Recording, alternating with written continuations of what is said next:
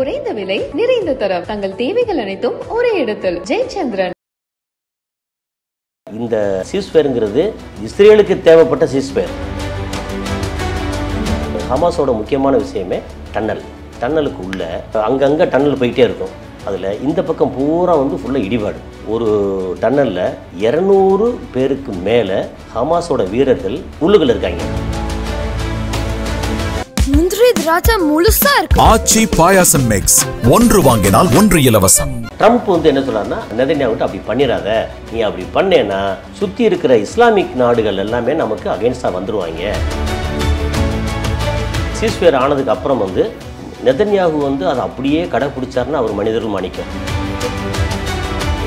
மீறி போனால் உடனே அவர் ட்ரம்ப் என்ன இப்படி போச்சு அப்படின்னு உடனே சாங்ஷன் பண்ண போகிறாரா, நிறுத்த போகிறாரா?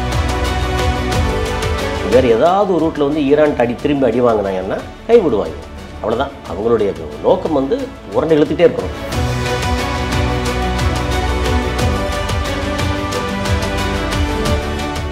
மின்னம்பலம் நேயர்களுக்கு வணக்கம். நான் விஷால் பொலிவர். இன்றைய நேர்காணலில் நம்மோடு இணைந்திருக்கிறார் உலக செய்தி பகுப்பாய்வாளர் திரு கசாலி அவர்கள். வணக்கம் சார்.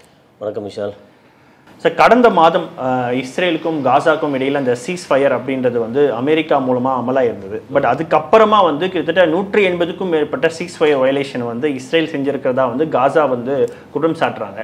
இப்போ தற்பொழுது இந்த இஸ்ரேல் மற்றும் காசா இடையிலான இந்த போர் அப்படின்றது எப்படி இருக்கு? லேட்டஸ்ட் அப்டேட் என்னவா இருக்கு சார்? இப்போ எப்படின்னா, சீஸ்ஃபயர் ஆனதுக்கு அப்புறம்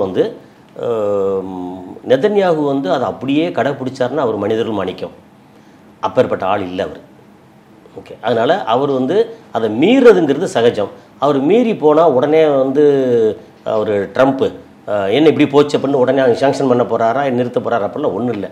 ஏன்ப்பா இப்படி பண்ண, இல்லை நாங்கள் அடிக்க போகிறேன், சரி ஓகே அடிச்சுக்கோ அப்படின்னு சொல்லக்கூடிய ஆள் அவங்க. அதனால் இந்த சீஸ்ஃபயருங்கிறது இஸ்ரேலுக்கு தேவைப்பட்ட சீஸ்ஃபயர். அதே மாதிரி இங்கே அங்கே மக்கள் செத்துக்கிட்டு இருந்தாங்கல்ல, அந்த சாவுக்கு கொஞ்சம் கேப் விட்ருக்காங்க அப்படிங்கிறது தான். ஸோ ஒரு 150 பேருக்கு மேலே ஆல்ரெடி இவங்க அங்கங்கே குண்டை போட்டு இன்னும் போட்டு சாகடிச்சிட்டாங்க. இதெல்லாம் பரவாயில்லைங்க. ஆனால் இன்னும் ஒரு முக்கியமான ஒரு விஷயம் இருக்குது. அது என்ன நடக்க போகுதுன்னு தெரியல. என்னென்னா, உங்களுக்கு ரஃபா கிராசிங் தெரியும். ஓகே, இந்த 356 ஸ்கொயர் கிலோமீட்டரில் ஒரு ரஃபா கிராசிங் இருக்குது. இந்த ரஃபா கிராசிங்கில் இவங்களோட ஹமாஸோட முக்கியமான விஷயமே டன்னல். ஓகே, டன்னலுக்கு உள்ள அங்கங்கே டன்னல் போயிட்டே இருக்கும். அதில் இந்த பக்கம் பூரா ஃபுல்லாக இடிபாடு. இடித்து முடிச்சிட்டாங்களா, அதனால் டன்னலுக்கு குப்பையெல்லாம் எல்லாத்தையும் கட்டடத்தெல்லாம் எடுத்து பிச்சு போட்டு எடுத்து தூக்கி அங்கிட்டு அகற்றிட்டு அப்புறம் டன்னலுக்கு போக முடியாது.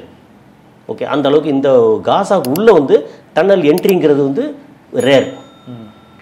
டன்னலோட அவுட் இருக்குல்ல, அது ரஃபா கிராசிங்கில் இருக்குது. இந்த பக்கம் இஸ்ரேலுக்கு உள்ளேயும் இருக்குது. அதை அவ்வளோ ஈஸி இல்லை. இந்த மாதிரி டன்னலை இப்படியெல்லாம் பண்ணதில் ஒரு டன்னலில் 200 பேருக்கு மேலே ஹமாஸோட வீரர்கள் உள்ளுக்குள்ள இருக்காங்க.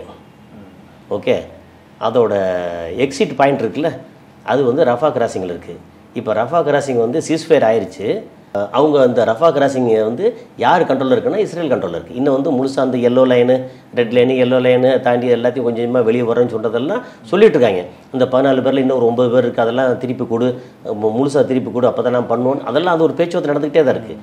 ஆனால் 200 பேருக்கு மேலே டன்னலுக்கு உள்ளே தவிச்சுக்கிட்டு இருக்காங்க. வீரர்கள் தான். வீரர்கள் அப்படின்னா பசி பட்டினியாக இருந்துச்சுன்னா வீரம் எங்கே போகும்? இப்போ இந்த பக்கத்தில் திறந்து விட மாட்டாங்க இஸ்ரேல், வந்தால் ஷூட் பண்ணுவோன்றாங்க. இப்போ ட்ரம்ப் என்ன சொல்கிறாருன்னா, நெதன்யாஹு அப்படி பண்ணிடாத, நீ அப்படி பண்ணேன்னா சுற்றி இருக்கிற இஸ்லாமிக் நாடுகள் எல்லாமே நமக்கு அகென்ஸ்டாக வந்துடுவாங்க, அந்த 200 பேரை கொன்றாத அப்படின்னு சொல்லி ரிக்வெஸ்ட் பண்ணியிருக்கிறார்.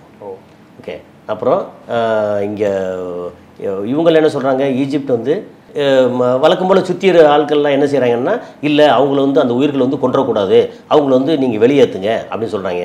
அப்போது இஸ்ரேல் என்ன சொல்கிறாங்க, ஓகே நாங்கள் திறந்து விட்டுறோம், வெளியேற்றுறோம். அவங்க திருப்பி காசாவுக்கு போகக்கூடாது, எகிப்துக்குள்ளே போகட்டும், இல்லை ஜோர்டானுக்குள்ளே போகட்டும், இல்லை வேறு எங்கே வேணால் போகட்டும், காசாவுக்குள்ளே அலோவ் பண்ண மாட்டோம், காசாவுக்குள்ளே வெஸ்ட் பெங்கில் அலோவ் பண்ண மாட்டோம் அப்படின்னா உடனே அவர் எல்சிசி இருக்கார்ல, எகிப்து அதிபர், உடனே வாங்கப்பா நீங்கள்லாம் வாங்கப்பான்னு கூப்பிட போகிறாங்க. ஒரு ஆளை கூட நான் இங்கே அலோவ் பண்ண மாட்டேன்னு சொல்லி ரொம்ப குறுக்கப்படுத்து கட்டை போட்டு உட்காந்துருக்காப்புல. அப்போ இந்த 200 பேருக்கான உயிர் இருக்குல்ல, இவங்க வந்து விளையாண்டுக்கிட்டு இருக்காங்க.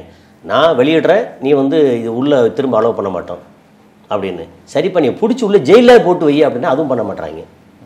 இப்போ இதுதான் ஒரு மிகப்பெரிய பேசுபொருளாக இருக்குது. இப்போ சமீபத்தில் நம்ம பார்த்தோமா சார், வெஸ்ட் பேங்கை வந்து இஸ்ரேலினுடைய இறையாண்மை பகுதியாக மாற்றுறதுக்கான ஒரு பில்லை வந்து நாடாளுமன்றத்தில் நிறைவேற்றியிருக்காங்க.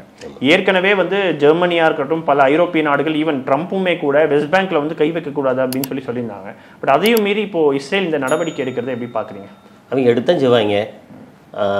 ரொம்ப அதுக்கப்புறம் வந்து இது எடுத்ததுக்கப்புறம் வந்து வேறு ஏதாவது ஒரு ரூட்டில் வந்து ஈரான் திரும்பி அடி வாங்கினாங்கன்னா கைவிடுவாங்க. அவ்வளோதான். அவங்களுடைய நோக்கம் வந்து உரண்டை இழுத்துக்கிட்டே இருக்கணும். ஆமாம், இப்போ வந்து அவங்களுடைய எக்கானமி படுபாதாளத்தில் இருக்குது, இஸ்ரேலோட எக்கானமி. அதை திரும்ப சரி பண்ணுறதுக்கு இங்கே சொல்லி அங்கே சொல்லி என்னத்தையாவது பண்ணணும். அப்போது இங்கேருந்து வந்தால் இந்த வளமும் அவங்களுக்கு கிடைக்கும்ல. காசா வந்து அவங்க கைப்பற்றிட்டாங்கன்னா, மொத்தத்து கையில் எடுத்துட்டாங்கன்னா, அங்கே இருக்கிற வந்து ஆஃப்ஷோரில் கிடைக்கக்கூடிய அந்த பெட்ரோலியம் ப்ராடக்ட்டு எல்லாமே வந்து இவங்களுக்கு பெரிய பாலம். அதுக்காக பண்ணுறாங்க. அதனால் வந்து இவங்க பண்ணிகிட்டே தான் இருப்பாங்க. அப்போ என்ன எதிர்ப்பு வந்தாலும் அப்படி பார்த்தா வந்து ஐநா சபையிலேருந்து எவ்வளோ எதிர்ப்பு வந்துச்சு. ஆனால் இந்த வெஸ்ட் பேங்குக்கு மட்டும் சார், குறிப்பாக வந்து கத்தார், சவுதி அரேபியா இவங்க எல்லாருமே வந்து கண்டனம் தெரிவிச்சாங்கன்னும் பொழுது வேறு என்ன காரணமாக இருக்கும் சார்? வெஸ்ட் பேங்க்ல வந்து கை வைக்கக்கூடாதுன்றத ரொம்ப தெளிவாக இருக்காங்க இவங்க எல்லாருமே. அப்படி கை வச்சா என்ன நடக்கும் சார்? கை வச்சா ஒன்றும் நடக்காது.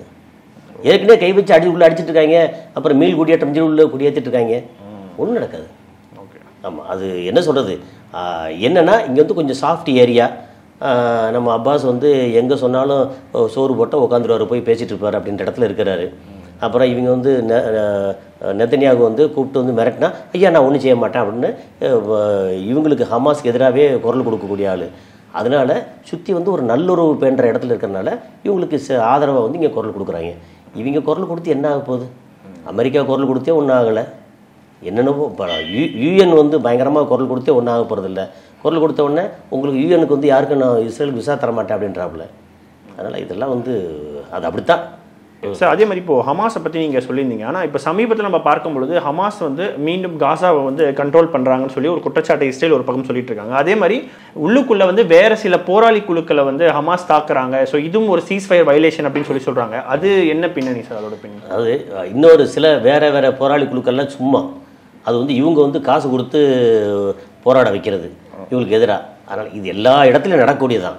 இவங்க வந்து இப்போ ஒரு 1,00,000 பேர் இருக்காங்க அப்படின்னு சொல்லியாச்சுன்னா அவங்களுக்கு எதிராக வந்து ஒரு 500 பேரை வந்து 1000 பேரை துப்பாக்கி இதெல்லாம் கொடுத்து நீங்கள் எங்கள் மக்கள் எங்கள் மக்கள் சாகருக்கு நீங்கள் தான் காரணம் அப்படின்னு சொல்லி இவங்க வந்து துப்பாக்கி எடுத்து அடித்தாங்கன்னா திரும்பி அடிக்க போகிறாங்க. அப்போ வேறு போராளி குழுக்கள் இல்லாமல் வந்து இவங்க டாமினேட் பண்ணுறாங்க அப்படின்னு சொல்கிறது தான். இது வந்து எப்படின்னா எல்லாமே அடுத்தவன் காசு கொடுத்து அடிக்க வைக்கிறது அப்படிங்கிறது தான். அதனால் அது வேணும்னு கிரியேட் பண்ணுறது. ஆனால் இப்போ கரண்டாக நம்ம பார்க்கும்போது சார், இந்த இஸ்ரேல் காசாக்கு இடையில் நடக்கக்கூடிய இந்த கிரைசிஸ் அப்படின்றது வந்து இது தற்காலிகமானதா இல்லை மீண்டும் ஸ்டார்ட் பண்ணுவாங்களா சார்? இஸ்ரேல் கண்டிப்பாக ஸ்டார்ட் பண்ணுவாங்க.